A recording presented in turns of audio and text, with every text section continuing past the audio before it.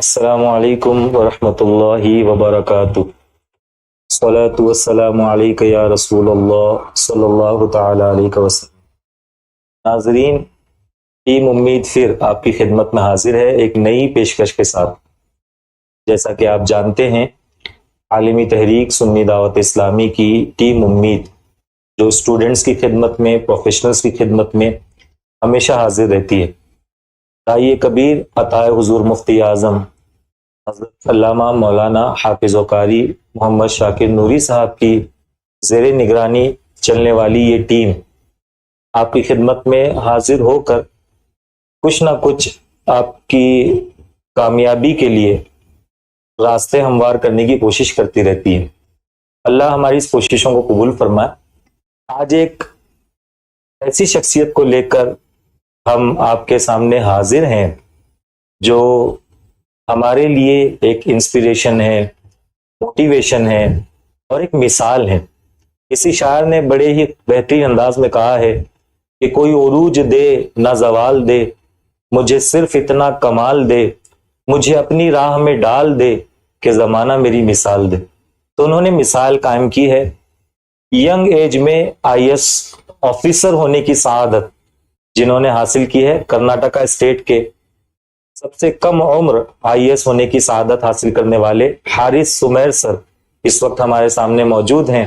हम सर का इस्तकबाल करते हैं। सर, अस्सलाम वालेकुम। वालेकुम अस्सलाम। कैसे हैं आप? जी मैं अच्छा हूँ, मुझे बहुत अच्छा लगा कि आप पहुंचे यहाँ पर और मुझे बहुत माशाअल्लाह। सर, आपको मुबारकबाद ही हम पेश करते हैं। अल्लाह ताला खूब बरकतें अता फरमाए और खूब मजीद कामयाबी आपको अता फरमाए और स्टूडेंट्स की तरक्की में के लिए और स्टूडेंट्स की भलाई के लिए जो आपने वक्त दिया यहाँ पर, उसके लिए भी हम आपके शुक्रगुजार हैं। और अब कुछ सवालात सर हम, अगर आपकी इजाजत हो तो आपकी बारगाह में पेश करें। बिलाश जी सर, सबसे पहला सवाल हमारा ये है कि हमारे जो स्टूडेंट्स हैं उनके लिए यूपीएससी का प्रिपरेशन करना, यूपीएससी में जाना क्यों इम्पोर्टेंट है? इम्पोर्टेंट क्यों है, जरूरी क्यों है, यानी इस फील्ड में क्यों जाना चाहिए हमारे बच्चों को? जी, आपने बहुत अच्छा सवाल पूछा है कि यूपीएससी में जाना क्यों चाहिए। यूपीएससी या की जो एग्जाम कंडक्ट करती है सिविल सर्विसेज की, उसमें जाने के कई सारे मोटिवेशन हम हासिल हो सकते हैं जी, बट सबसे अहम जो है वो है सर्विस। ये यूपीएससी या सिविल सर्विस जैसी सर्विसेज आईएएस आईपीएस ये एक ऐसा प्लेटफॉर्म प्रोवाइड करती है ना कि सिर्फ पावर होती है, पावर के अलावा रिस्पॉन्सिबिलिटी भी। माशाल्लाह, ये दोनों चीजें आपको इस प्लेटफॉर्म पे मिलती हैं जिससे आप लोगों की खिदमत, लोगों की सेवा, समाज की सेवा। सुभान अल्लाह। तो इसी वजह से लोगों को, नई जनरेशन को UPSC, civil service, IAS, IPS, दीगर सर्विसेज उसमें आने की सख्त जरूरत है, क्योंकि इन सर्विसेज के थ्रू सिर्फ आप अपनी भलाई नहीं, समाज की भलाई कर सकते हैं, समाज सेवा कर सकते हैं, खिदमत के मुआशरा कर सकते हैं। खिदमत करेंगे, समाज की सेवा करेंगे तो हमारा प्रदेश आगे बढ़ेगा जी, प्रदेश आगे बढ़ेगा तो हमारा देश बढ़ेगा। माशाल्लाह। तो सर, बहुत अच्छा यहाँ पर हमको सीख मिली। सर, यहाँ एक क्वेश्चन मैं इस जवाब में से आपसे पूछना चाहूंगा, क्योंकि हमारे नाजरीन जो हैं उसमें हर तरह के नाजरीन हैं। स्कूल के स्टूडेंट्स भी हैं, यूपीएससी, एमपीएससी, केपीएससी की प्रिपरेशन करने वाले स्टूडेंट्स भी हैं। बहुत सारे स्टूडेंट्स ऐसे हैं जो ये जानते ही नहीं है कि what is IAS, what is IPS, what is IFS, what is IRS, वो नहीं जानते हैं। तो थोड़ा सा सर, अगर इसको आप इसके फुल फॉर्म्स बता दें और इसको समझा दें कि एग्जैक्टली ये क्या होता है, तो हमारे तलबा की मालूमात में काफी इजाफा होगा। जी जरूर। जो यूपीएससी सिविल सर्विसेज का एग्जाम कंडक्ट करता है उसमें काफी सारे सर्विसेज, तो सबसे ज्यादा मशहूर सर्विस है वो है आईएएस, इंडियन एडमिनिस्ट्रेटिव सर्विस जी। इसको हिंदी में कहते हैं भारतीय प्रशासनिक सेवा। अच्छा, तो ये प्रशासन, एडमिनिस्ट्रेशन से डील करती है जी। तो जो पोस्ट होता है डिस्ट्रिक्ट में डिस्ट्रिक्ट कलेक्टर का या डिवीजन डिस्ट्रिक्ट मजिस्ट्रेट का जी, वो आईएएस ऑफिसर की होते हैं। और जो हर एक मिनिस्ट्री के सेक्रेटरी होते हैं अक्सर वो भी आईएएस ऑफिसर होते हैं। तो आईएएस ऑफिसर वो पोस्ट होता है जो कंट्री को एक तरह से चलाते हैं, देश की पॉलिसीज बनाते हैं कि किस तरह आनी चाहिए। मान लीजिए अगर डिस्ट्रिक्ट में पोस्टेड है कलेक्टर के तौर पे, तो कई सारी जिम्मेदारियां होती हैं जी। एक जिम्मेदारी ये हो सकती है कि कहाँ कहाँ रोड बनानी जी, किस तरह की रोड बनानी, इंफ्रास्ट्रक्चर को कैसे डेवलप जी। सिटी में क्या ब्रिजेस बनाने हैं, क्या पानी की समस्या है, कैसे जी भी डिपार्टमेंट्स आते हैं, कई सारे आते हैं, लैंड का डिपार्टमेंट है, रेवेन्यू डिपार्टमेंट या हेल्थ का डिपार्टमेंट। तो डिस्ट्रिक्ट कलेक्टर हॉस्पिटल्स को भी कोऑर्डिनेट कर सकते हैं। जी जैसे एक डॉक्टर एक हॉस्पिटल के ऊपर बैठता है, डिस्ट्रिक्ट कलेक्टर सारे हॉस्पिटल्स नहीं कर सकता। तो ये पावर और रिस्पॉन्सिबिलिटी होती है, जी। ये सिर्फ ताकत की जिम्मेदारी है जी ये बहुत बड़ी जिम्मेदारी IAS में नहीं। जी इसके अलावा जो सर्विस है जो अक्सर स्टूडेंट्स ऑप्ट करते हैं वो इंडियन पुलिस सर्विस IPS। जी तो इंडियन पुलिस सर्विस से हम पुलिस या लॉ एंड ऑर्डर की जगह पे ओके ऑपरेट कर सकते हैं। यस तो जो डिस्ट्रिक्ट लेवल पे SP होते हैं, सुपरिटेंडेंट ऑफ पुलिस, वो IPS ऑफिसर होते हैं, या बड़े होके ये फिर प्रमोशन पाकर IGP DGP ये सब पोजीशंस हासिल करते हैं। जी तो इनका मेन जो होता है काम या कार्य वो लॉ एंड ऑर्डर के बारे में ही होता है कि अमन और शांति बनाए रखें, जी जो भी एलिमेंट्स हैं जो डिस्टर्बेंस क्रिएट करें जी और पीसफुल माहौल मेंटेन करके रखें। माशाल्लाह इन्वेस्टिगेशन, लॉ एंड ऑर्डर, जी। क्राइम प्रिवेंशन, वुमेन सेफ्टी, ये सारी चीजें IPS में आती हैं। जी और IPS के अलावा एक और एक सर्विस होती है इंडियन फॉरेन सर्विस। जी ये भी कई सारे लोग सुनते हैं। इंडियन फॉरेन सर्विस से आप सफीर बनते हैं, डिप्लोमेट। जी जी तो डिप्लोमेट आपको अलग अलग कंट्रीज पोस्ट किया जाता है। एक तरह से बोल सकते हैं कि आप 100 करोड़ लोगों को रिप्रेजेंट कर रहे ओहो हैं। माशाल्लाह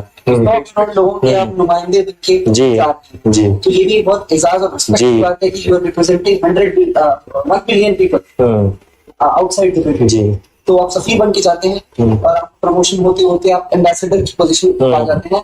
वो खैर बनने के लिए 15 से 17-18 साल लग जाते हैं। जी बट एम्बेसडर वो होता है जो ताल्लुकात मेंटेन करता है इंडिया के और किसी दूसरे मुल्क के बीच। माशाल्लाह तो उसका काम ये होता है कि दो मुल्क के बीच के ताल्लुकात को स्ट्रॉन्ग बनाए, मजबूत बनाए, और अगर कोई इंडिया के NRI सिटीजन्स रहते हैं उनकी भी मदद करे और दोनों कंट्रीज के बीच में बिजनेस भी बढ़े। तो ये काम होता है एम्बेसडर। तो ये 3 सर्विसेज होगी जिनके बारे में मैंने बताया। एक और एक फाइनली जो मैं जिसके बारे में बताना चाहता हूँ, एक और एक मशहूर सर्विस है IRS, जी। Indian revenue service. ओके तो इसमें भी 2 हैं, एक है इनकम टैक्स वाली और एक है इनडायरेक्ट टैक्सेस वाली, जी। कस्टम या GST कहा जाता है। इससे आप assistant commissioner income tax, assistant commissioner GST बनते हैं। तो आपको रेवेन्यू कलेक्शन और टैक्स कलेक्शन में आपको योगदान देना होता है, क्योंकि अगर सरकार के पास पैसा नहीं होगा तो कोई भी स्कीम नहीं चल सकती। इनका भी बहुत अहम योगदान होता है देश को चलाने। जी तो यही सर्विसेज है इसके बाद। माशाल्लाह। इसका मतलब ये है कि जो सिविल सर्विसेज क्लियर करते हैं they are the policy makers, है ना। तो किसी ने कहा है ना कि दहर के मनफी वो असबाब बदल देता है, दहर के मनफी वो असबाब बदल देता है, सारे अफकार और ख्यालात बदल देता है। एक इंसान है कि हालात बदलते हैं उसे, एक इंसान है कि हालात बदल देता है। तो माशाल्लाह ये मैं समझता हूँ हमारे स्टूडेंट्स अगर इसको सीरियसली सुन ले तो दे कैन डिसाइड एंड कि हमको आगे UPSC वगैरह के लिए ट्राई करना चाहिए। टीम उम्मीद आपकी खिदमत में हाजिर है, सर आपकी खिदमत में हाजिर हैं। We are always ready to help you. तो अब अपने आप को गियर अप कीजिए और अच्छा करियर बनाने की कोशिश कीजिए। सर मेरा नेक्स्ट क्वेश्चन ये है कि आपको कहाँ से इंस्पिरेशन मिला इस फील्ड में जाने? जी ये तो मेरे जैसे बड़े भाई मोहम्मद नदीमुद्दीन IPS ऑफिसर, माशाल्लाह, तो उन्होंने मुझे through out this journey motivate किया और इंस्पायर किया। बट बचपन का एक कुछ चीजें भी मैं शेयर करना चाहूंगा। जी सर। मैं 6th या 7th क्लास में था और एक डिस्ट्रिक्ट कलेक्टर थे श्री हर्ष गुप्ता। तो मैं देखता था कि अच्छा, आपको नाम अभी भी याद है? जी, माशाल्लाह। उन्होंने भी मुझे कांग्रेचुलेट किया जब मेरा रिजल्ट आया। ओहो वेरी नाइस। जी हाँ, वो बीदर में डिस्ट्रिक्ट कलेक्टर थे उस जमाने में, अभी वो बैंगलोर में। तो मैं देख रहा था कि रोड्स पे डेमोलिशन हो रहा था, घर टूट रहे थे, दुकानें टूट रही। मैंने अपने वालिद से क्वेश्चन किया कि ये क्या हो रहा है, क्यों हो रहा है। उन्होंने बोला कि मास्टर प्लान करके एक प्लान आया है जिसके तहत रोड्स का साइज बड़ा हो रहा है, वाइडनिंग। जी हाँ, रोड वाइडनिंग। तो जब 1 साल गुजर गया तब मैंने देखा कि रोड का साइज डबल से ट्रिपल हो गया और पूरे शहर बीदर में नक्शा, इंफ्रास्ट्रक्चर डेवलप हो गया, अच्छा इम्प्रूव। गाँव जो है शहर से कनेक्टेड नहीं थे, तो वहां पे भी नई नई सड़कें बनी, तो वो बच्चे भी स्कूल आ पा रहे थे और बहुत ज्यादा चेंज आ गया जी। तो तब मुझे रियलाइज हुआ था कि एक डिस्ट्रिक्ट कलेक्टर की क्या रिस्पॉन्सिबिलिटी और पावर होती है, जिसके मदद से वो समाज को और शहर का नक्शा बदल सकते हैं। जी। तो ये बचपन में मुझे इंस्पिरेशन मिली थी माशाल्लाह। और फ्यूचर में भी, विजन में भी मुझे इंस्पायर करते रहे। सुभान अल्लाह। जी। तो यहाँ से सर एक बात आपकी जो आपने जो शेयर किया है, यहाँ से हमको एक चीज सीखनी चाहिए, हमारे व्यूवर्स इस पर ध्यान दें। हमारे बच्चों को जो सोशल मीडिया, व्हाट्सएप, फेसबुक में जो चले जा चुके, दलदल में चले जा रहे हैं, वो यहाँ से सबक हासिल करें कि हारिस सर ने बचपन में 6th स्टैंडर्ड में ये देखा था कि भाई ये रोड जो टूट रहा है, ये पूरा एक्सकेवेशन हो रहा है वगैरह, ये क्यों किया जा रहा है। उस वक्त उनके अंदर ये सवाल पैदा हुआ और उनके वालिद साहब ने वो जवाब भी दिया।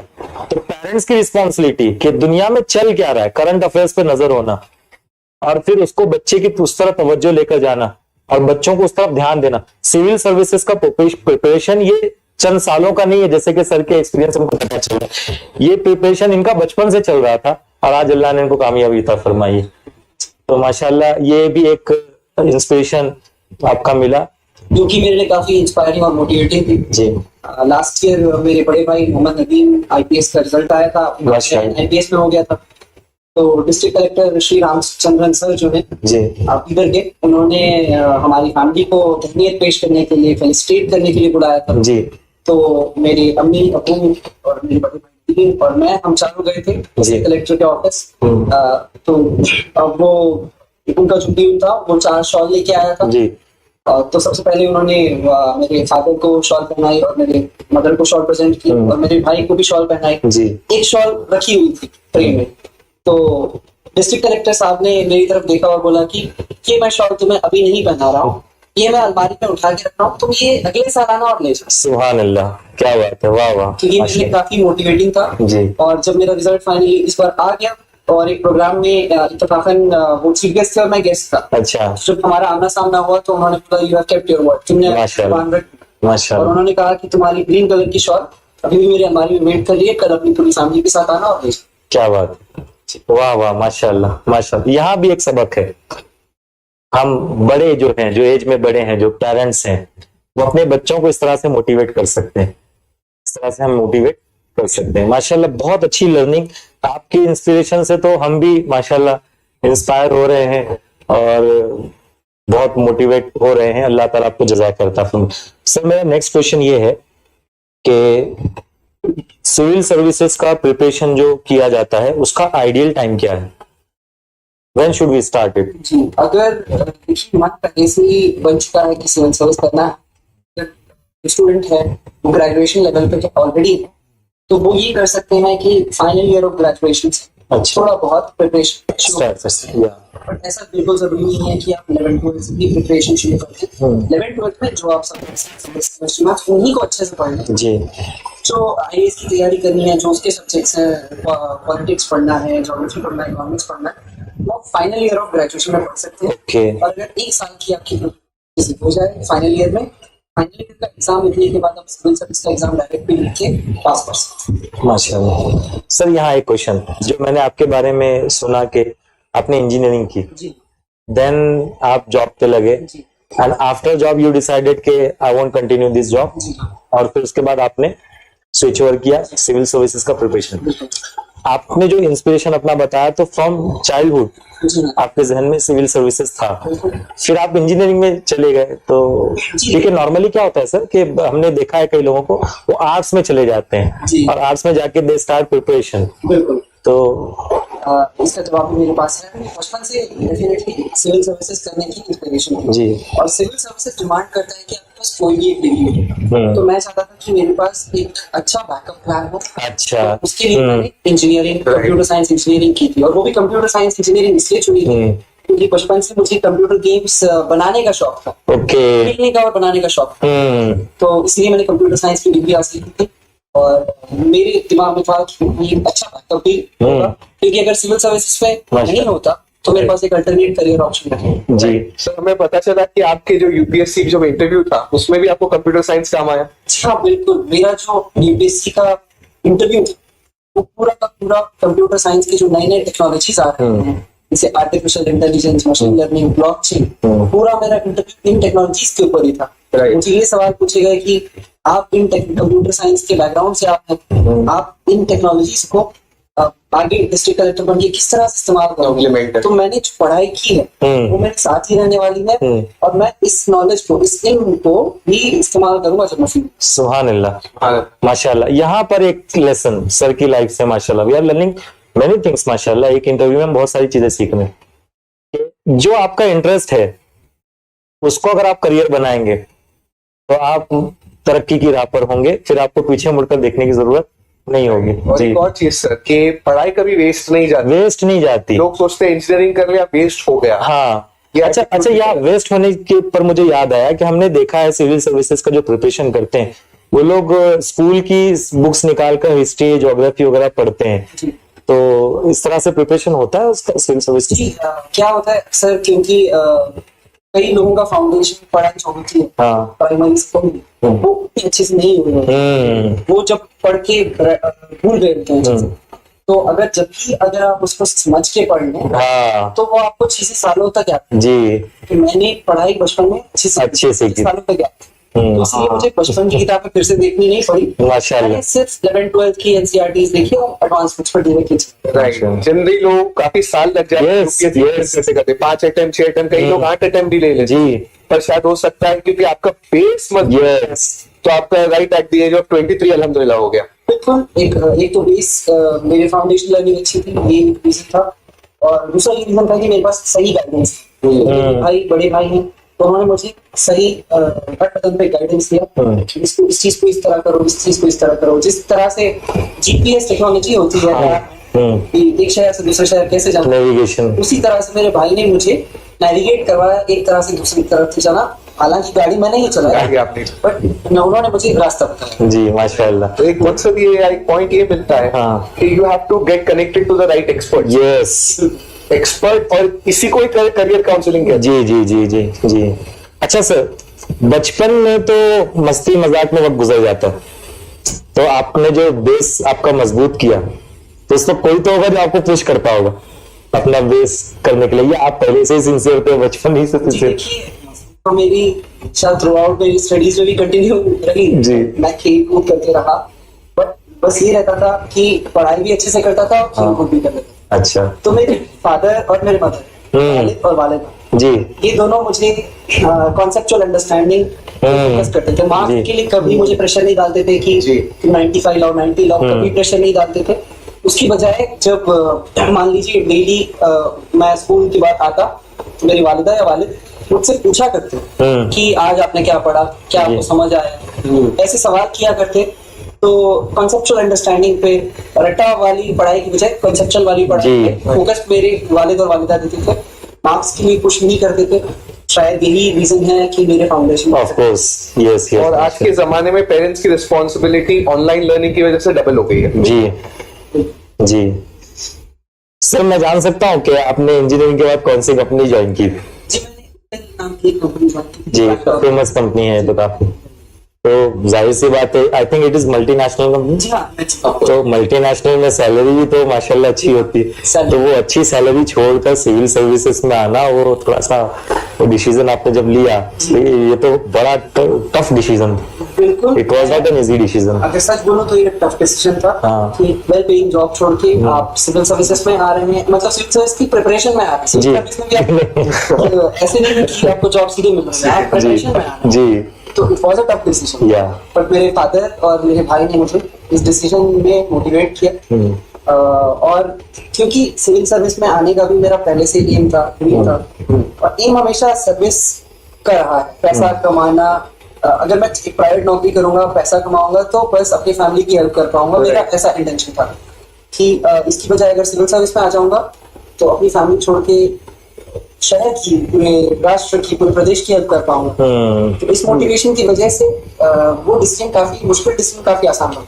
You wanted to serve the nation. Yeah. At that time he was serving only his family. है ना? माशाल्लाह। सर, एक क्वेश्चन आपसे ये है कि आपकी स्ट्रेटेजी क्या थी टू क्रैक दिस यूपीएससी? जी, ये बहुत अच्छा सवाल पूछा आपने कि क्या स्ट्रेटेजी थी यूपीएससी की, क्योंकि अक्सर बच्चे गलत स्ट्रेटेजी की वजह से भी मल्टीपल अटेम्प्ट्स लगा देते हैं। तो ये एग्जाम में 3 पड़ाव होते हैं, प्रीलिम्स, मेंस और इंटरव्यू। यस।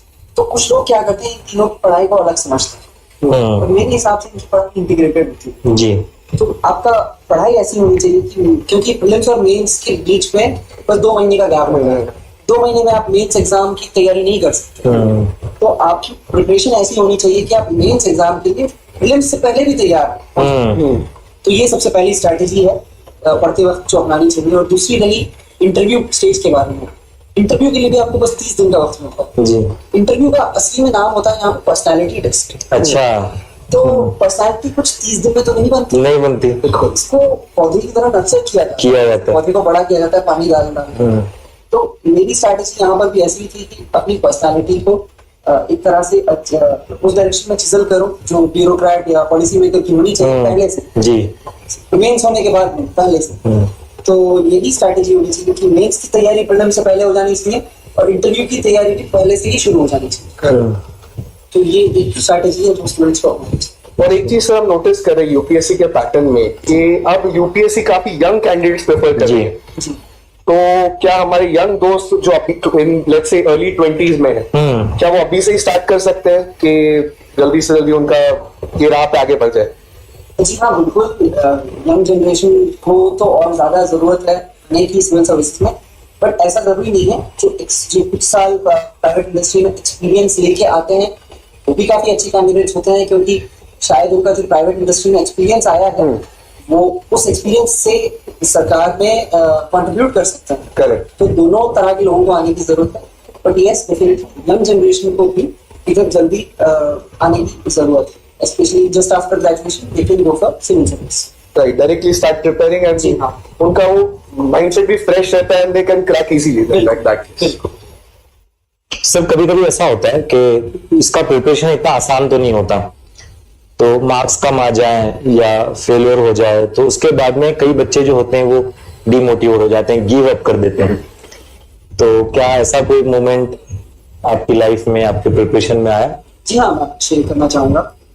मुझे कुछ कामयाबी सेकेंड अटेम्प्ट में मिली। अच्छा। मैंने जॉब की और उसके बाद जब मैंने जॉब छोड़ी काफी कम वक्त था, मैंने अपनी पहली अटेम्प्ट की तो उसमें मैं अच्छे से प्रिपेयर नहीं था, तो मुझे असफलता मिली, नाकामयाबी मिली। तो मैं बेशक थोड़ा सा डिमोटिवेट हो गया, पर मैंने अपने फादर से बात की, अपने वालिदा से बात की, अपने भाई से बात की, तो इन्होंने मुझे मोटिवेट किया और बोला अभी तो अच्छे से प्रॉपर वक्त दो और अच्छे से पढ़ाई करो, प्लान स्ट्रेटेजी करो इस तरह से। तो मैंने उसी तरह से पालन किया और मैं अभी सक्सेसफुल हो गया। तो लेसन ये मिलता है इससे कि फेलियर्स से हमें डरना नहीं चाहिए। फेलियर्स हमें लेसन सिखाते हैं। जी करेक्ट। तो फेलियर्स आपको मिले या कोई कम मार्क्स मिल जाए किसी चीज में तो बिल्कुल ना करें। आप अपनी कोशिशें फिर से दोबारा दें, अपनी मिस्टेक्स को करेक्ट करें। दोबारा सेम मिस्टेक नहीं होनी चाहिए। यस, से लेसन होना चाहिए जी। जो पहले आपने गलतियां की फिर से रिपीट तो आपको सक्सेस जरूर मिलती है। अगर सक्सेस ना भी मिले इस एग्जाम में तो एग्जाम एक जिंदगी नहीं होती जी। ये बहुत इम्पोर्टेंट। एग्जाम क्लियर करना आपका जिंदगी का मकसद नहीं होना चाहिए। जैसे मेरा मोटिवेशन भी था service to the nation, right, वो मेरा मकसद था। उसके लिए मीन्स है सिविल सर्विस जी। तो चाहे सिविल सर्विस हो या ना हो, वो एक जरिया खिदमत करने का, रास्ता कोई भी ऑब्जेक्टिव नहीं रहना चाहिए। अगर चाहे आप नाकामयाबी हो जाए तो नाउमीद ना हो। आपके आगे एवेन्यू बहुत सारे हैं, जिंदगी बहुत बड़ी है, आप बहुत कुछ कर सकते हैं और आपने जो इतना एम सीखा है ये कभी बेकार नहीं है। जी। सर आपने स्ट्रैटेजी की बात की, मूसा सर मुझे एक पॉइंट याद आया जी। आपने मेंस की बात की, मेंस में ऐसे लिखने की क्या स्ट्रैटेजी थी? जी हाँ, थोड़ा मैं फाइनल डिटेल्स में जाऊंगा। मेंस एग्जाम में 2 ऐसे लिखने होते हैं, 3 घंटे का वक्त दिया जाता है, 2 ऐसे लिखने होते हैं और एक ऐसे जो होता है थोड़ा फलसफा वाला, फलसफा। और जो दूसरा ऐसे होता है वो नॉर्मल टॉपिक्स पे होता है, जैसे कि वुमेन एम्पावरमेंट हो गया, पेट्रियार्की या एजुकेशन, ऐसे टॉपिक्स पे होता है। तो मेरी स्ट्रैटेजी ये रहती थी कि मैं पहले ही एक फ्रेमवर्क बना लेता था, छोटा सा रफ स्केच कि मैं ऐसे के अंदर क्या क्या डालूंगा, इंट्रोडक्शन कैसे करूंगा, कंक्लूजन कैसे करूंगा। और मैं अक्सर क्या करता था, इंट्रोडक्शन एक कहानी से करता। अच्छा। तो एग्जामिनर को मैं अपनी इमेजिनेशन में एक तरह से एक सीन या पिक्चर दिखाता ऐसे जी। मैं इस लैंग्वेज में लिखता एग्जामिनर उसे खुद इमेजिन करके अपने दिमाग में एक स्टोरी कहानी को देख सकता था। तो इस तरह से हमें ऐसे लिखना चाहिए कि जब आप ऐसे पढ़ रहे हैं तो आपको लगे कि आप उसे एक्चुअली इमेजिन कर रहे हैं। तो फलसफे वाले ऐसे भी और नॉर्मल एसेज को भी इस तरह से लिखना चाहिए कि आप अपनी जो मुस्बत पॉजिटिव सोच है, अपने थॉट्स और अपनी जिंदगी के सच्चे किस्से भी उसमें डालें और अपनी सोच बताएं और अपने एग्जामिनर को अपने साथ में अपनी जर्नी बताएं, विजुअल दिखाएं। चाहे आप लिख रहे हैं बट उससे विजुअली दिखना चाहिए, जब आप दृश्य बन जाए, मंजर कशी हो आंखों के सामने। जी, ये स्ट्रैटेजी होनी चाहिए इससे की। तो इस तरह से अगर आप ऐसे लिखेंगे तो आपको काफी अच्छी नंबर। अच्छा सर, हमने सुना है, आप बेहतर से बता सकते हैं कि इंटरव्यू में ऐसे क्वेश्चंस भी किए जाते हैं कि जब आप सीढ़ी से चढ़कर आए तो उसमें स्टेप्स कितने थे, और ऐसे क्वेश्चंस होते हैं। ऐसे क्वेश्चंस बिल्कुल नहीं पूछे जाते। ये एक्चुअली मॉक इंटरव्यूज होते हैं, जो इंटरव्यू से पहले काफी सारे ट्रेनिंग इंस्टीट्यूट के पास बच्चे जाते हैं तैयारी करने। तो हम भी ऐसे मॉक इंटरव्यूज देने गए थे जहाँ पे काफी सारे इंस्टीट्यूट्स ने हमारे इंटरव्यूज लिए, एक माहौल दिखाने के लिए प्रैक्टिस। लेकिन मॉक इंटरव्यू और असली इंटरव्यू में काफी जमीन आसमान का फर्क होता है। असली इंटरव्यू में 5 लोग होते हैं, एक राउंड टेबल जैसा होता है, अलग अलग टेबल था इस बार तो कोविड की वजह से। आप बीच में थे, हम बीच में होते हैं और 5 हमें देख रहे होते हैं। लेकिन सच बताऊं तो ऐसा लगता है कि बस आप उनसे इंटेलेक्चुअल कॉन्वर्सेशन कर रहे हैं। अच्छा, आप एक उनसे बात कर रहे हैं अच्छे से, क्योंकि वो सारे लोग रिटायर्ड ब्यूरोक्रेट्स होते हैं, एक्सपीरियंस होते हैं, वो आप काफी कंफर्टेबल बनते हैं। वो आपको डराने वाले या डराने के लिए बैठे हो, वो आपका चयन करने के लिए बैठे। अच्छा, जैसे आपने पहले बताया कि ये पर्सनालिटी टेस्ट होता है, तो वो जज करते हैं कि आपका पर्सनालिटी कैसी है, आपकी पर्सनालिटी नहीं होता। अगर आप कुछ बार बोल भी देंगे I don't know sir, I am unable to recall, मुझे याद नहीं आ रहा है, मुझे नहीं पता, ये आपकी ऑनेस्टी दिखाती है। आप झूठ नहीं बोल रहे हैं, आप बीट अराउंड द बुश नहीं बोल रहे, नहीं पता तब भी आप इधर उधर नहीं बोल दे रहे हैं कि मुझे नहीं पता। तो ये आपकी ऑनेस्टी दिखाता है, सच्चाई दिखाता है। असली इंटरव्यू में ये चीजें नहीं दिखती। जी जी, there is no harm in saying I don't know. तो इसका मतलब ये है कि जो वैल्यूज हमारी है, जो वही वैल्यूज का रिफ्लेक्शन वहां होता है, बेस्ड ऑन दैट वो आपका सिलेक्शन होता है। और अगर हम उधर झूठ बोलने जाए तो वो तो पकड़ लेंगे, क्योंकि हमारी उम्र है 23-24 साल। हाँ, वो एक्सपीरियंस, उनका एक्सपीरियंस है 125 साल। तो हमें सच ही बोलना होता है, हमारी पर्सनालिटी जैसी है हमें वैसा ही अपने आप को प्रेजेंट करना होता है और आराम से बात करना। जी, तो सर बहुत बहुत शुक्रिया आपका, माशाल्लाह आपसे मिलकर बड़ी खुशी हुई। अल्लाह ताला आपको खूब तरक्की अता फरमाए और खूब नवाजे, ऐसी दुआ हम करते हैं। और फिर आपसे हम खिदमत लेंगे, आपसे गाइडेंस लेने की कोशिश करेंगे। उम्मीद है कि आप हमको जरूर नवाजेंगे इंशाल्लाह। शुक्रिया, मैं जरूर स्टूडेंट्स को गाइड करने के लिए, एस्पिरेंट्स को गाइड करने के लिए हूं। मुझे बहुत खुशी हुई कि आपने मुझे इधर बुलाया। जी, thank you for calling me here. Jai Hind, जज़ाकल्लाह। तो नाज़रीन, टीम उम्मीद से बने रहें।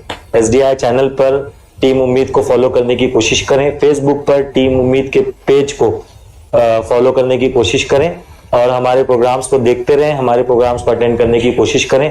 टीम उम्मीद हमेशा से आपकी खिदमत में हाजिर थी, हाजिर है और हाजिर रहेगी इंशाअल्लाह। अस्सलामु अलैकुम व रहमतुल्लाहि व बरकातुहू।